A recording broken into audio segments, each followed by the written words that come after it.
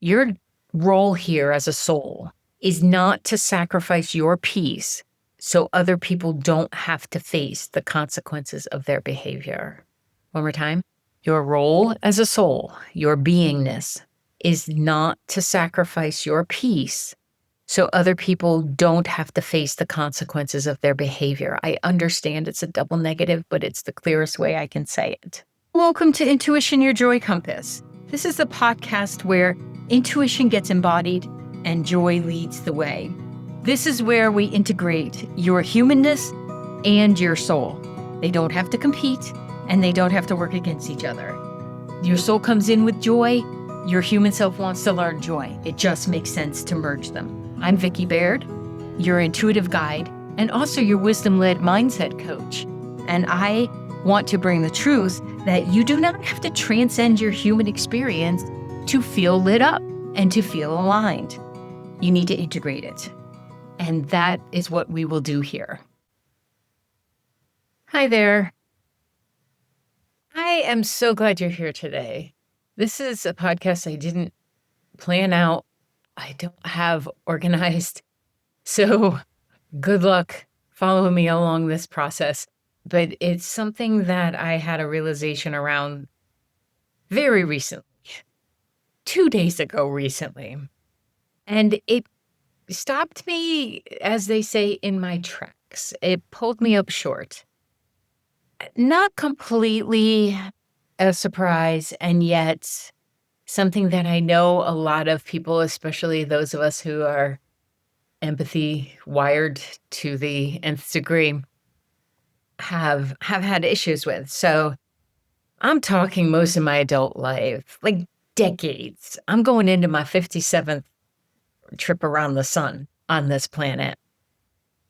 And I realized that I have been doing an invisible job that no one hired me for. I mean, I was trained for it, but it's a job that I've been doing, and the compensation package sucks, my friend.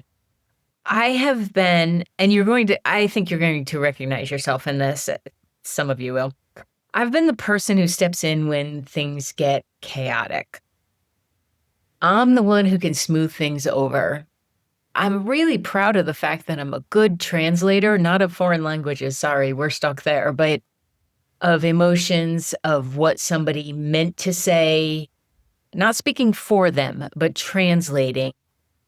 And I'm the one who typically can smooth things over, who have definitely protected people from other people's emotional dysregulation. I've been the buffer, as I said, the translator. And recently I realized I'm a stinking shock absorber. Maybe that's why I'm still squishy around the middle, even though I work out and eat well. I just thought this is what we do. Like, people who care, we do this. You want people to understand each other. You want them to be clear and not hurt. And it's what it means to be reliable and loyal, committed to a cause. And then I realized recently I'm exhausted. I am absolutely knackered, tired, walking around, but want to lie down and go to sleep. All levels are great. In most, like 99% of my life, it's freaking phenomenal. But there was still one place in my life where I was stressed, and I was bringing that stress then into the rest of my life. And it's not something that I wanted to do anymore. So obviously I had to take a look at it.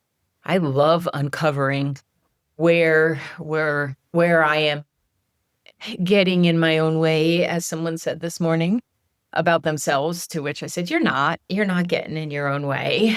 You're just a little clouded and maybe don't have the clarity around this situation. So if you have ever felt yourself in this situation or found yourself managing other people's emotions, staying in a situation longer than you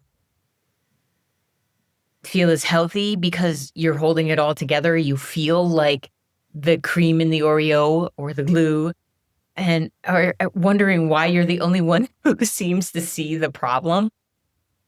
Oh, this episode is for you. Come on in. Come on in. We're going to do this together. Like I said, I'm going to just roll with it, see what flows through me. And the good news about recording something is, hey, I get to edit it if something doesn't make complete sense. Most of the time, I don't. I don't know if you realize this if you're listening to the podcast. Most of the time, the only thing we take out is if I go blah, blah, blah. And I say to Enrique, can you take that last part out? I tripped over my words so poorly that I don't want it out there. So here we go. This is the invisible job that we are living, we've perhaps been coached into, or maybe we're just good at it. Like, I'm very good at translating what someone wants in their life when they can't find the words for themselves. It's why I have a thriving coaching practice. I'm proud of that. What I don't want to do is bring that into my personal life and be, on duty all the time.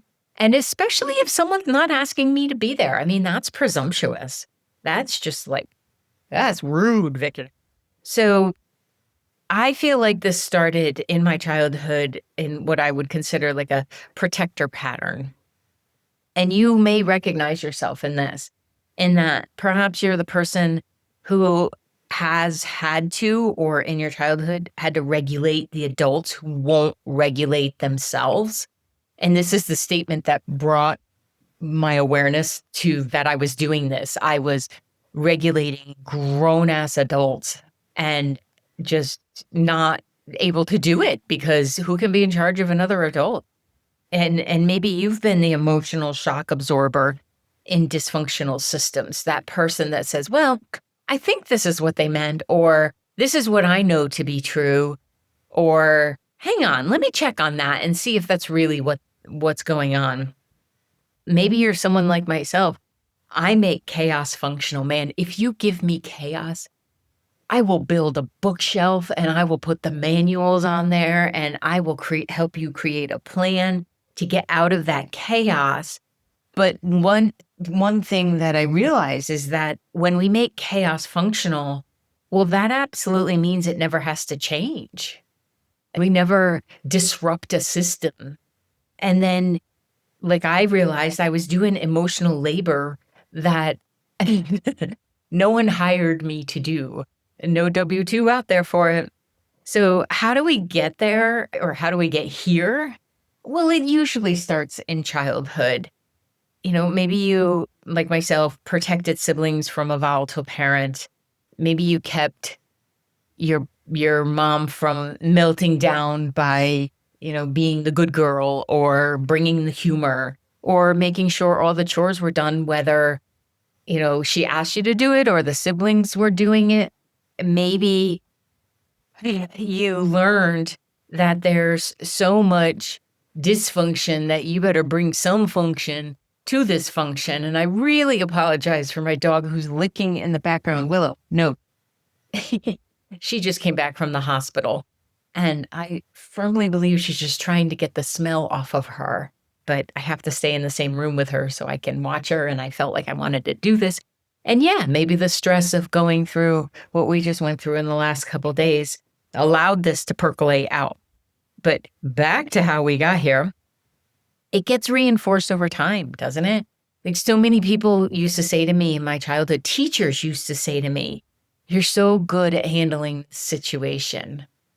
I mean, I experienced sexual abuse in my past, and they left it up to me to handle how the perpetrator got taken care of. Or nothing got taken care of, let's be honest, but it was left up to me. Listen, when I look back on it, I hear the ridiculousness of it, but I was a kid. I was just trying to make sure everybody was okay, including him, I guess. But sometimes it becomes our identity. Like, are you the steady one, the reliable one, the one who can handle it all? And while, yes, this may be in some families the oldest, I'm not the oldest. I'm actually second from the bottom. So it's just personality that ends up coming out in us. And I do believe that's from the soul level too, because if you have a soul that said, let me go in there and help people understand who they are, well, your soul's not going to understand that we're going to wait until we're, 29 or something to do that. No, it's going to start from birth. And it gets reinforced. I think people mean well and they're giving compliments. You're so strong. If I heard that one more time when my husband passed, I did scream a few times, but not where anybody but my neighbors could hear me. And it gets to the point where you don't even realize you're doing it anymore. It's who you are. But I'm realizing it's not who we are, it's who we were conditioned to be. There are some elements of us in there that are absolutely true, but it's not, and there she goes shaking. It's not the whole of who we are. But some places that it gets reinforced are like workplaces. Are you always smoothing things over because you have a volatile boss or a difficult colleague? I can look back in every experience that I had working, with the exception of the consulting that I did with a wonderful woman named Michelle. I was always the person who was smoothing things over or who was communicating between the leadership team and those of us in the trenches, or the owner of the company and their employees. I was always that person who would go in there and take the energy and, do some alchemy, transform it so everybody felt heard, and then hopefully, dispense of any animosity. In volunteer roles, we often become the bridge between chaotic leadership and everyone else, just like in a workplace, no different in volunteer. And oftentimes I find in volunteer situations, because we are not being paid and we're likely there because of our hearts and our empathy for whatever your cause is, oftentimes leadership take advantage of that.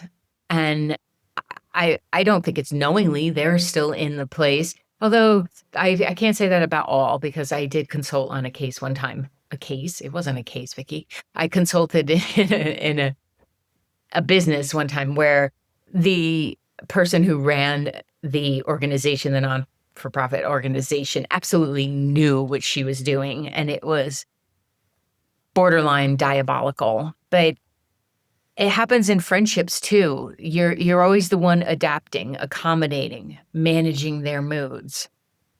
Thankfully, not in my friendship group, because I have the most amazing friends around me.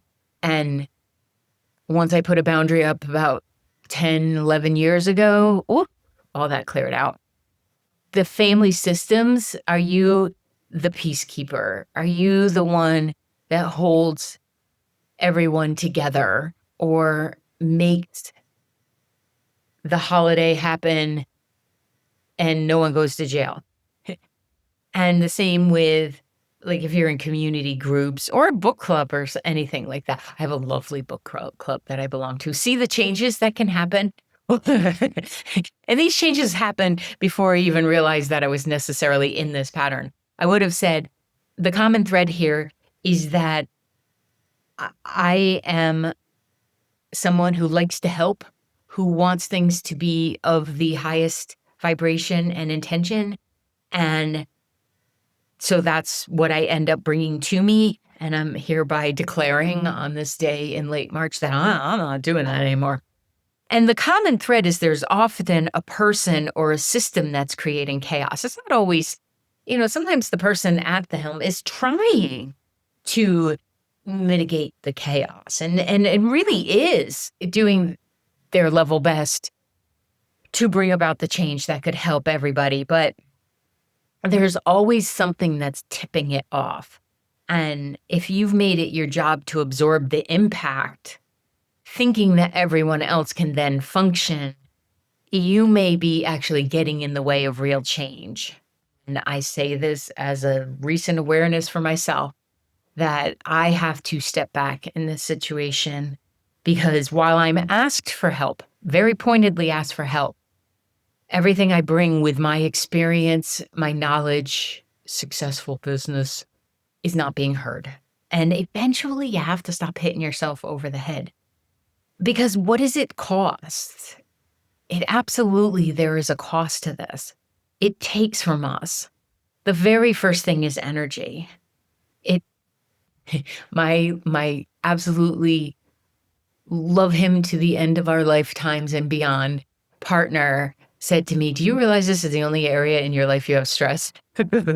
No, sir. No, I did not. Because I will excuse away stress. Oh, it's because of this. We just have to fix this. Once we fix this, there won't be the stress. Blah, blah, blah. You know the reasoning. If it's the area of stress and in an otherwise peaceful life, as the blue collar tour used to say, here's your sign.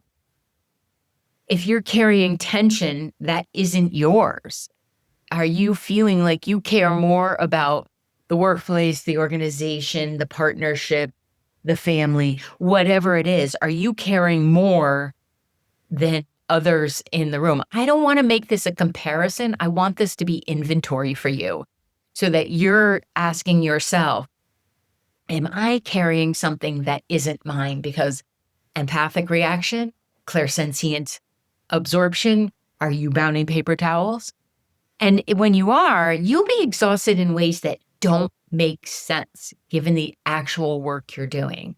It will not make sense that you are wiped out when in that day you actually didn't have much going on. And this is how I started to realize that I needed to change something, because on the days where, let's say I was in the office and it was a work on my business and it's quiet, I'm really enjoying the work that I'm doing and I'm connecting with clients or writing up proposals and I'm loving it.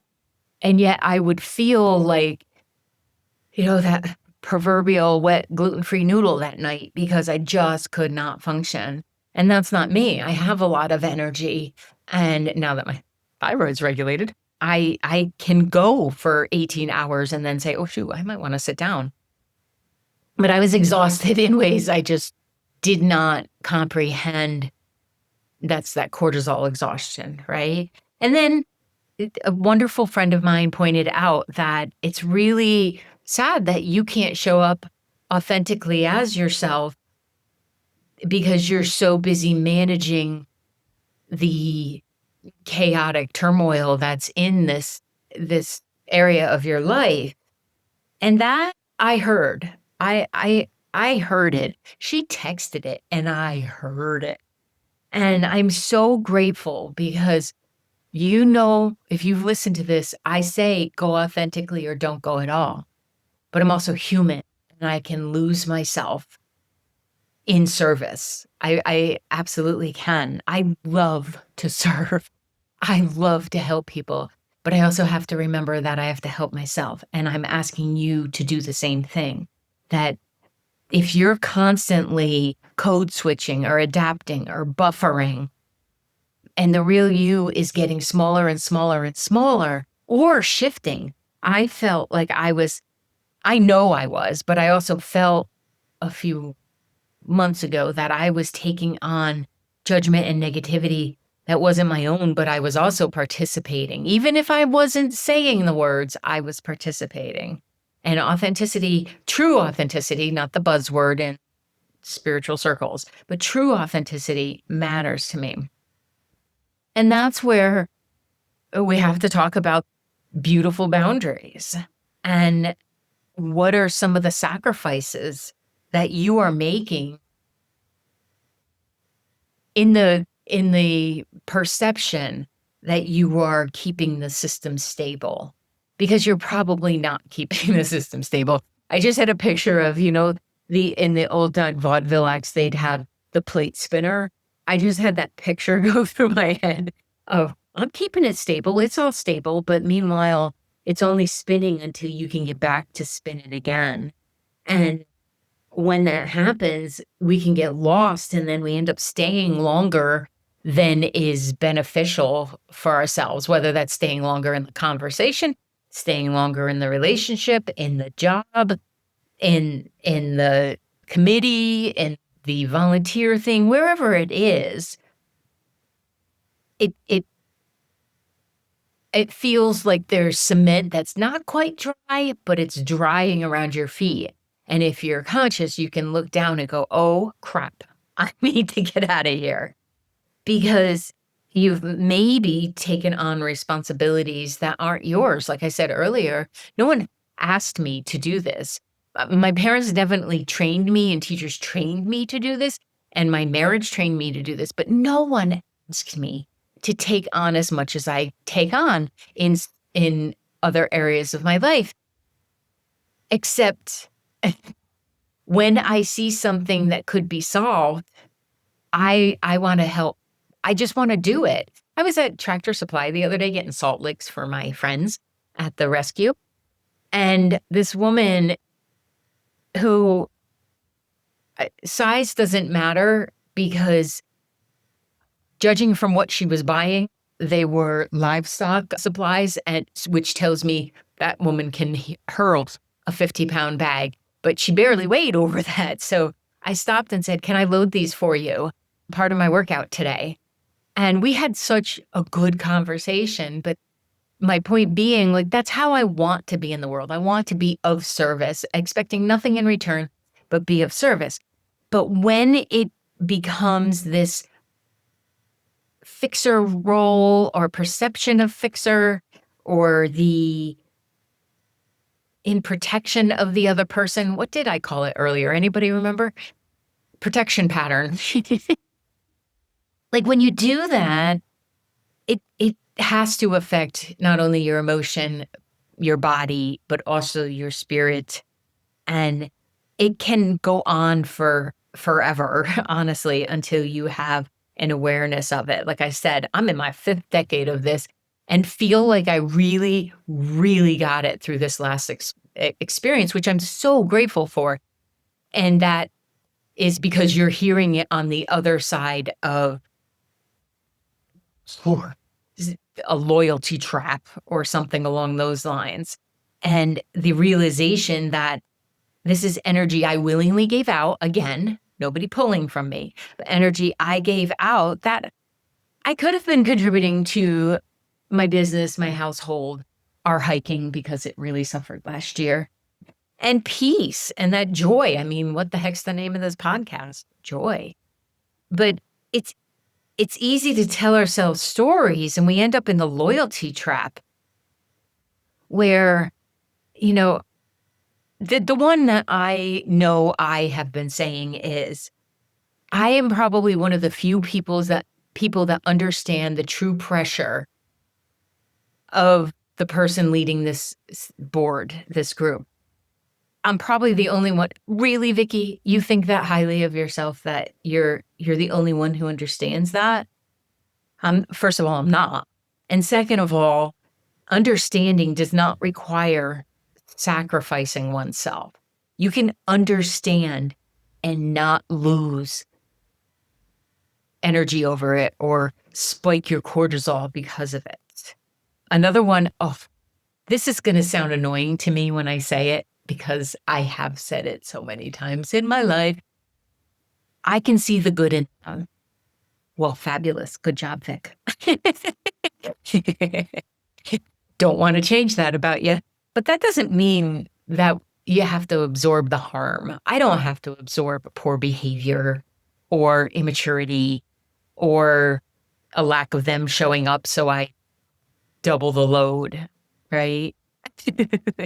I know it sounds so trite when you say it out loud, which I very much recommend. If you're struggling with something, say it out loud, because once your ears hear it, they'll be like, are you serious? If my girlfriend said that. I mean, I haven't felt this, but I have worked with people who have that. If I leave, everything will fall apart. I know myself not to be that important. And you know where I credit that? I was 23, 24, somewhere in there. Oh no, I must have been a little older, because Kayla was a couple years old. So I was 26, 27. And doesn't everybody use their 33-year-old children to do the math of how old they were? So I had a boss who was only maybe a year older than I was. And he told me very clearly, everyone is replaceable, Vicky. Everyone. And that hit me on such a level of gift at that time. Listen, I wasn't mature enough to explain what that was, but I know that him saying that has always helped me in this area. Because can you imagine? Can you even imagine if I'm the only one who understands them, as well as I can see the good in them, as well as if I leave, everything will fall apart, for goodness sakes. Can you spell martyr? Because that's what it would be. So these are the loyalty trap, the conversations I think we have to have with ourselves to be willing to not fall into them again, because again, patterns, right? To change a pattern, you have to create a new pattern. So the new pattern for me, I said this not long ago, a couple months ago, I was laughing and I said, I gotta get good at seeing the dysfunction in the world. Like I see everything as possibility and probability. I gotta get good at seeing dysfunction in the world. Well, the universe delivered, did it not? So the idea, you may say they need me, or the dysfunctional system needs you to keep functioning as it is. But this is a really good place to look at, how long has this been going on? How long did you know about it? How long did it exist before you were in it? I will say this to people who are in relationships and think, I have to stay with him, I have to protect. Really? How long did he live before you knew him? And if it's any more than 2 years, I need you to just get over yourself, because they don't need you. The dysfunctional system doesn't need you. Perhaps you want to be there because on some level, it validates that your caring has not only turned into caretaking, it's depleting you on every level. You can care without carrying. How often have I said that? Listen, I need to practice my own words. I get it. This is the beauty of understanding that we will never be perfect, and that there is also a gift in that. So what's the realization? Like if you're in a system or in a family or in an organization where multiple people are coming to you with the same problem about the same person or the system, you're not solving a problem anyway. You're enabling it to continue. Those are the words. I did write that down because I was like, Vicky, you are not solving a problem here. You're not even putting out a fire. You're actually enabling it to continue because you're helping it limp along, right? Like you're the third leg and helping it to keep moving. And maybe your presence is allowing the dysfunction to persist without consequences. And we learn through consequences. We absolutely learn to, we absolutely have to have a little bit of friction in order to stop a pattern. I paused the audio there because Willow wasn't giving up on the licking and she needed to hear my cut it out voice. So examples being brought about all the way around. Thank you, my girl, for working with us here. So what causes a shift? Like what helps you to understand that you can no longer carry on in this pattern? Well, hopefully an awareness that you deserve to live unencumbered by other people's chaos or energy.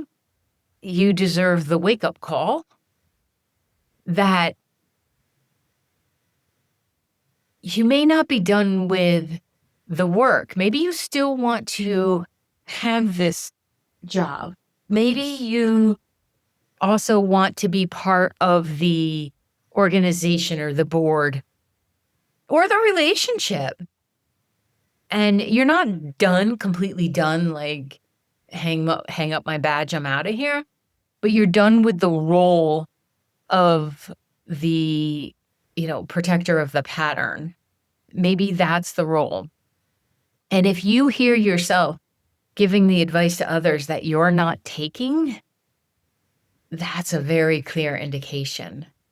And most definitely, if you're the only one who's still trying to make it work, that stress is no longer going to be worth whatever you're getting in return. Everything we do in life has an energy exchange. Please, thank you. You want to have a session? You got to pony up the bucks. You want to help an organization to grow? You have to put energy in. But if the stress is no longer worth whatever you're getting in return, stress is never really worth it, but a small amount of stress is okay. It just helps you to recognize the pattern. And this pattern from your past is showing up again. You're not doing anything wrong. I'm not mad at myself because I see it again. I'm very happy it's before the 6th decade, but I'm not mad at myself. I'm grateful that I'm willing to always ask myself, okay, what is it you're not seeing? And sometimes the hard truth is necessary that you cannot set enough boundaries to make a toxic system healthy. You cannot spread enough of your light, my friend, to make a toxic situation healthy. It is not possible. And it very likely will give you some kind of ulcer or something else. So you can decide whether you're willing to keep paying that price. Of course you can. So figuring out what your boundaries may actually look like is going to be important. It's not quitting. Think of it as recalibration. Think of it as lining up to your newest energy and who you are. And learning who that is, because we keep growing, hopefully, and identifying what it is that you want to do.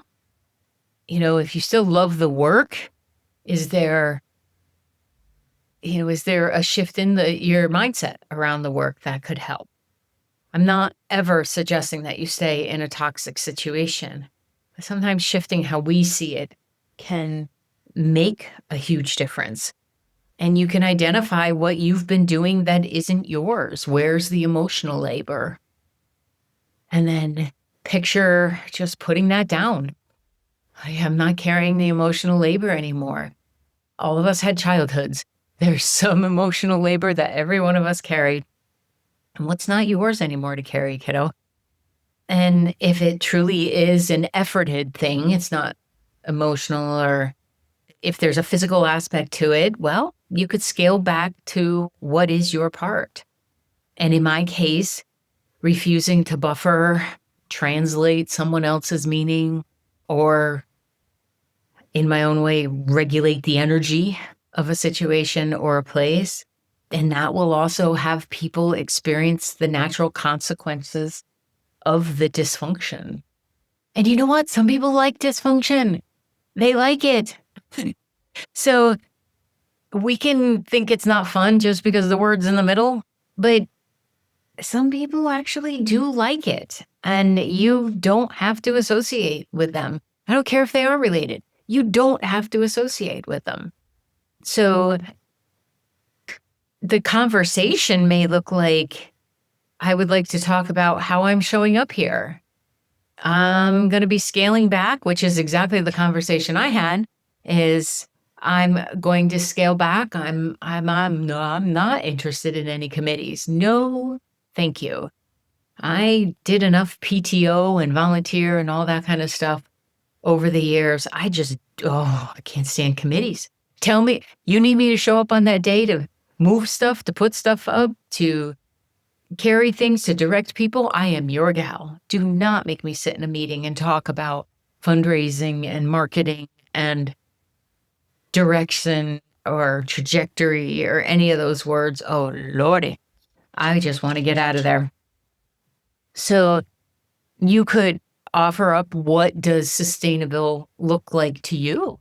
Which means you have to have some conversations with yourself to know what that is, right? Don't go in there willy-nilly. You need to know what is sustainable to you. Does it mean that you could do a couple hours on a weekend, or does it mean that you fill in because somebody's out of the office for maternity leave or something? Maybe you pick up a couple hours just to buffer that. But be clear about what is sustainable. And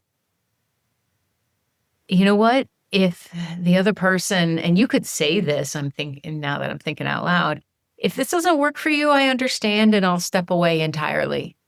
What a brave statement. Your knees may be knocking, your tummy might be flipping up and down, but if this doesn't work for you, I understand and I'll step away entirely. Most people are going to say, no, don't do that. We can make this work.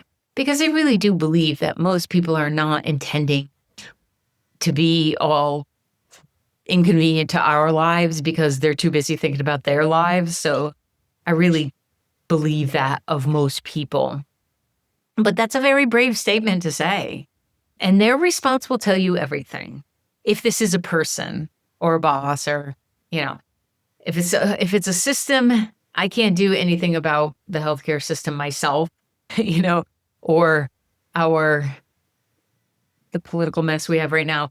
That's a system that you saying, I'm just going to step away entirely, is actually going to help. We need your voice in there. But if it's a person in your life, manager, boss, somebody who's running the place that you volunteer, their response is going to tell you everything. If they can absolutely hold your boundary with grace, well, how wonderful is that? And I would even suggest going into any conversation, absolutely holding the energy that they will be able to meet me and at least hear what I'm saying and be graceful about it or be kind. You could stay. You could work it out. A lot of the times we bring the crap with us. We bring all those past times where somebody didn't hear us and we are not open to the possibilities. If they throw a guilt trip at you, if they make it about them, they spiral, you get a lecture, well, there's your answer. That toxic person system is never going to change in the time frame that would work for you. It might change, but it might be 5-10 years down the line. And you know what? I bet you there's at least 20 people behind you that will believe that they're the ones that can change them. I mean, this is how, unfortunately, abusive relationships keep going on. So, but there is a gift. There can even be a celebration for, what happens when you stop contributing in that way. Well, number one, you respect yourself. You absolutely respect yourself. I felt when I had to make a decision about how much I would participate and then had exactly that same conversation with myself. Well, if this doesn't work for them, I'll step out entirely. It's not my livelihood. It's not like I'm losing anything. I might be gaining some free time. But when you stop, you get to relax a little bit. You get to feel like you've listened to yourself. You may I felt like I reclaimed decades of energy. I really did. I then understood all the other places that I did that.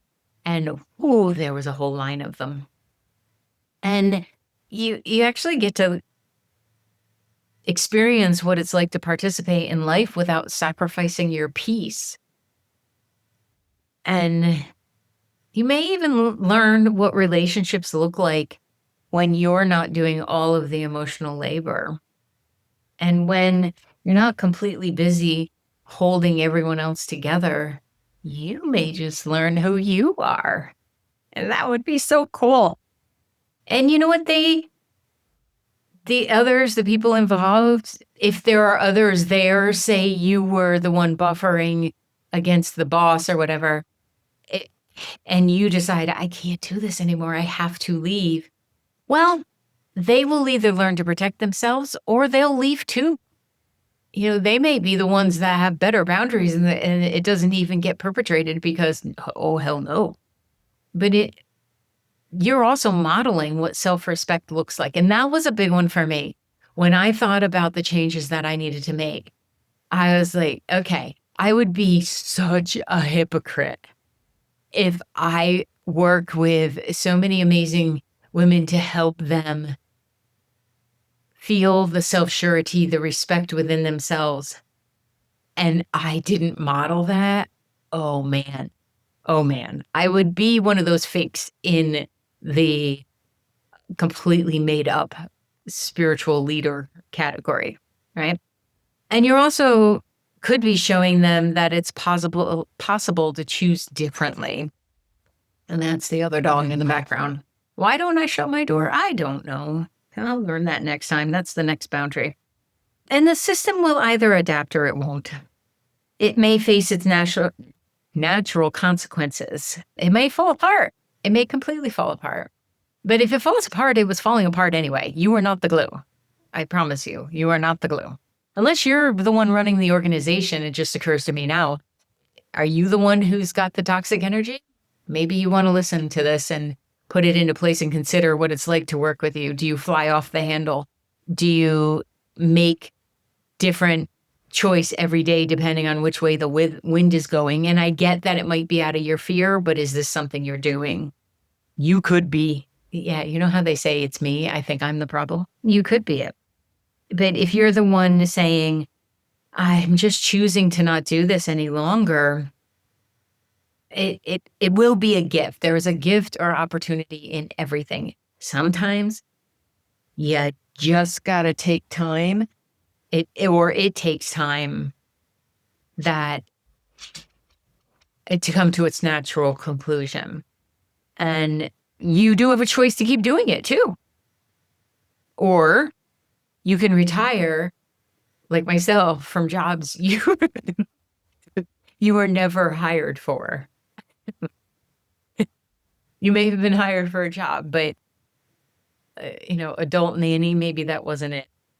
Somewhere along the way, you learned that your job was to hold everything together, to be the steady one, the reliable one, the one who stays, the one who can handle difficult people, the one who makes chaos functional. And you have been very good at it. You've been so good at it. So good that people have become to depend on it. Systems depend on it. Relationships depend on it. But let me tell you something that if someone told me I wasn't able to hear it, so let me tell you the same thing. Your role here as a soul is not to sacrifice your peace so other people don't have to face the consequences of their behavior. One more time. Your role as a soul, your beingness, is not to sacrifice your peace so other people don't have to face the consequences of their behavior. I understand it's a double negative, but it's the clearest way I can say it. Your being here is to live a life where the only adult you're regulating is yourself, because that is your job. That is your responsibility. And to participate in beautiful systems and groups and volunteer in relationships where everything is mutual, where there's an energy exchange, where there's joy and laughter, and there's going to be hard work. Being human is not easy. But this can happen for you after you assess where it is that you're handing out too much energy. It's not self-centered. It's not even disloyal. And for goodness sakes, it's not giving up. It's changing the parameters of how you show up in the world and how you show up for yourself. And it's creating self-respect. So how about we agree to do this together? Because I know that there will be challenging times where I will want to help someone who didn't necessarily ask for my help, even if they asked for my help, because that happens a lot. Let's do this together. Let's begin to recognize when that of the world around us is no longer supporting us and not of our highest interest. I want to thank you for being here as I process my experiences and my awarenesses. If this resonated, can I just say you are not alone? We are here. I am here. You are not wrong for wanting something different. Our souls come in wanting to grow, expand, challenge these things. And I invite you to share if this resonated or reach out if you'd like some help. And I'm very grateful that you were here today and listened to this. And go out there and have a joyful life. And I will see you in the next episode. Thank you so much for listening to this episode of Intuition, Your Joy Compass. I am so grateful you are here. And I'd just like to leave you with what I would consider a listening agreement. By listening to this podcast, you agree to stay open, curious, and connected to your own intuition. You agree to take what resonates and throw out the rest into your body, into your breath, and into your lived experience. You agree to honor your humanity, trust your soul's voice, and let joy guide your next step.